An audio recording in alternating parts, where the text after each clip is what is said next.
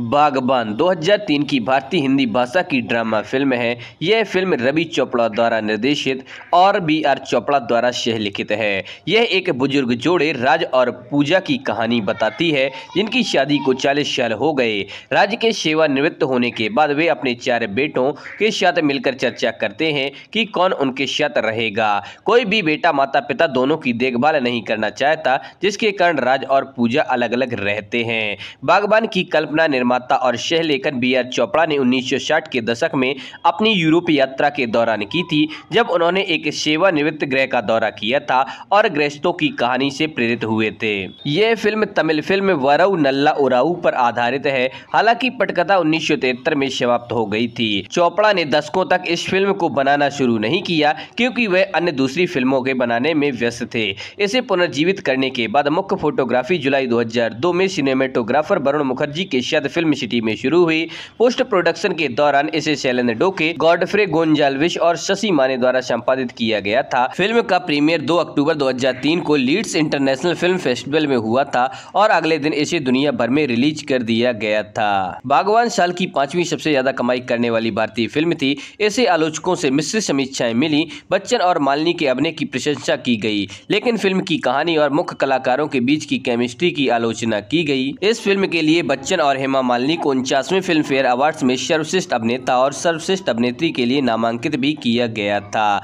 बात करें अगर इसकी कहानी के बारे में, तो राज और उनकी पत्नी पूजा की शादी को 40 साल हो गए हैं और उनके अपने 4 बेटे हैं, अजय, संजय, रोहित और करण। उनका एक दत्तक पुत्र आलोक भी है, जिसे अर्पिता से प्यार हो जाता है। राज अनाथ आलोक को पैसे और शिक्षा प्रदान करता है, उसे अपने बेटे की तरह पालता है। अब सफल आलोक राज की मदद के कारण उसकी पूजा करता है। राज सेवानिवृत्त हो गए और अपना भरण पोषण नहीं कर सके। वह और पूजा अपना घर छोड़ने का फैसला करते हैं। वे अपने बच्चों के साथ रहना चाहते हैं, जो कि अनिच्छुक हैं। बच्चे अपने माता पिता को अलग करने का निर्णय लेते हैं। प्रत्येक अगले 6 महीने तक एक लड़के के साथ रहता है। उन्हें लगता है कि उनके माता पिता इस प्रस्ताव को अस्वीकार कर देंगे और अपने घर में ही रहेंगे। हालांकि राज और पूजा अनिच्छा से प्रस्ताव स्वीकार करते हैं। वे अपने बच्चों से अलगाव और खराब व्यवहार सहते हैं।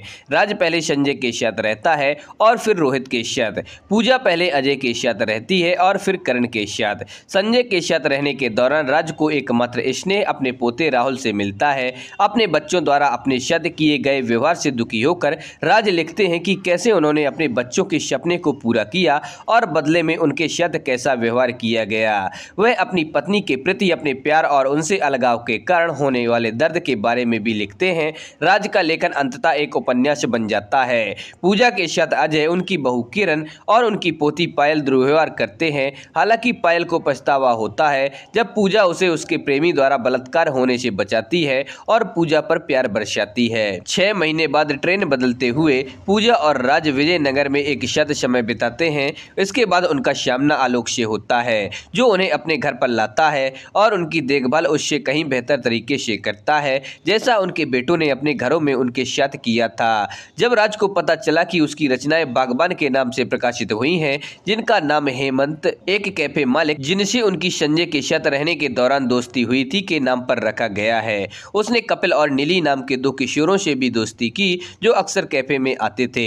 उनका उपन्यास सफल है, जिससे राज को अपना और पूजा का भरण पोषण करने के लिए आवश्यक धन मिल जाता है। यह जानते हुए कि उपन्यास की लॉन्च सफलता के कारण उनके माता पिता उनसे अधिक कमा रहे हैं, चारों बेटों ने क्षमा के लिए उनसे पुस्तक समारोह कार्यक्रम में जाने की योजना बनाई। राहुल और पायल को छोड़कर हर कोई चाहता है, क्योंकि उनके दादा दादी जिस दर्द से गुजर रहे हैं, और चारों बेटे केवल उनके पैसे के लिए वहां जा रहे हैं, माफी के लिए नहीं। उनके बेटे अपनी पत्नियों के साथ एक पुस्तक समारोह में भाग लेते हुए अपने माता पिता से उन्हें माफ करने के लिए कहते हैं। हालांकि राज और पूजा ने चारों बेटों को माफ करने से इनकार कर दिया और उनके द्वारा दिए गए दर्द के लिए उन्हें अस्वीकार कर दिया। बात करें इस फिल्म के मुख्य कलाकारों के रूप में, तो राज मल्होत्रा के रूप में अमिताभ बच्चन, पूजा मल्होत्रा के रूप में हेमा मालिनी, आलोक मल्होत्रा के रूप में सलमान खान, अर्पिता मल्होत्रा के रूप में महिमा चौधरी, अजय मल्होत्रा के रूप में अमन वर्मा, संजय मल्होत्रा के रूप में समीर सोनी, रोहित मल्होत्रा के रूप में साहिल चड्ढा, करण मल्होत्रा के रूप में नासिर खान,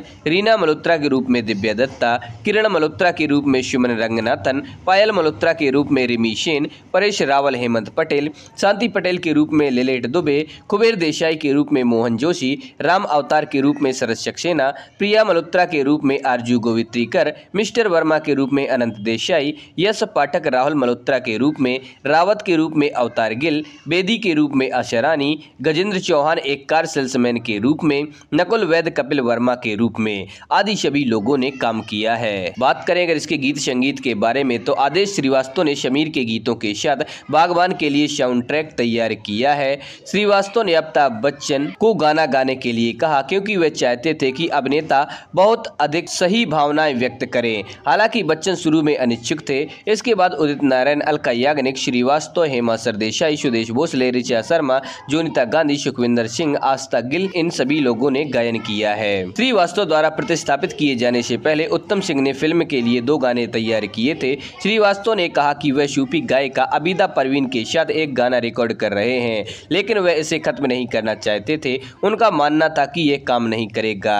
टी सीरीज ने 23 अगस्त 2003 को एल्बम भी जारी किया था। इस फिल्म में कुल 9 गाने थे। पहला था पहले कभी न मेरा हाल ऐसा हुआ, इसको उदित नारायण, अलका याग्निक और जोनीता गांधी ने गाया है। दूसरा है चली चली फिर हवा चली, इसको आदेश श्रीवास्तव और हेमा सरदेसाई ने गाया है। तीसरा है मैं यहाँ तू वहाँ, इसको अमिताभ बच्चन और अलका याग्निक ने गाया है। चौथा है मेरी मखड़ा मेरी सोनिए, इसको सुदेश भोसले और आस्था गिल ने गाया है। पांचवा है चली चली फिर चली हवा, इसको अमिताभ बच्चन, आदेश श्रीवास्तव, हेमा सरदेसाई, अलका याग्निक, जोनीता गांधी, आस्था गिल ने गाया है। छठवां है हे धरती तरसे अंबर बरसे, इसको अमिताभ बच्चन और ऋचा शर्मा ने गाया है। सातवां है होली खेले रघुबीरा, इसको अमिताभ बच्चन, सुखविंदर सिंह, अलका याग्निक और उदित नारायण ने गाया है।